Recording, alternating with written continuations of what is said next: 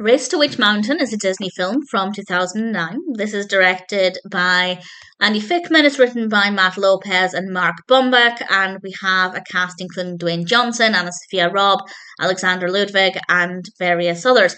And I wasn't really looking forward to this as a story, but I do like Dwayne Johnson, so part of me was interested, part of me wasn't really that bothered, but that also meant I didn't have any specific expectations. I wasn't looking for something specific, even though I do like the Witch Mountain films that come before this. But that being said, I didn't enjoy it because it doesn't really feel like a Witch Mountain film. And maybe that's what they were going for, and I will explain what I mean by that. But I just didn't really care for it. But there are some good aspects of the film. This focuses on Dwayne Johnson's character Jack, and he has to help Seth and Sara get back to their spaceship on Witch Mountain before they're captured.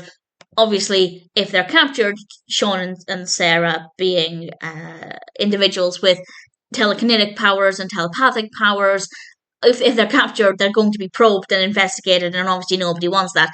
So they have to get back to the crash site and their spaceship, and there we have the race to Witch Mountain. As a concept, I don't hate it. I think it's a decent story, and I think in general the story is well told. I think the narrative works really well, and I don't have any complaints about the actual storytelling.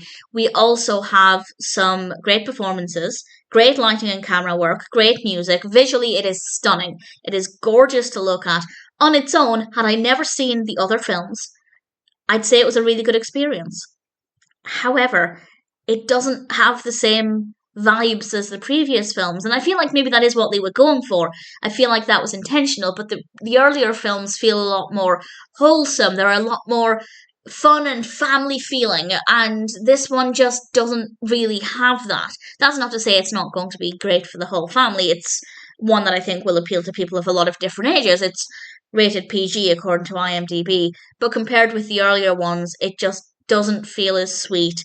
It doesn't feel as inviting. It's not so much colder, but it does feel a lot more, I guess, high-tech, and that's not always as welcoming, and it just doesn't feel like the earlier films. But again, I feel like that was their intention. I don't think they missed the mark. I think they were not trying to aim for that.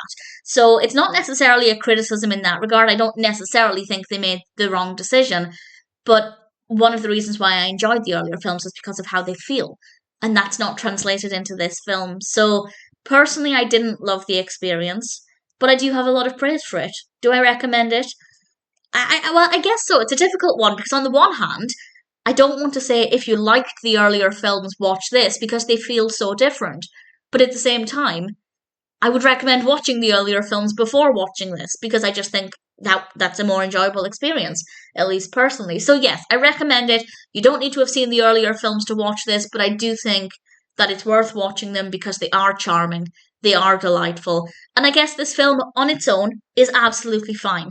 As a continuation or as a reboot, I don't hate that they made it feel different, but based on personal preference, it's not what I like about the films. So it's not terrible, there's not really anything wrong with it, but personally, it just didn't feel the way I wanted it to.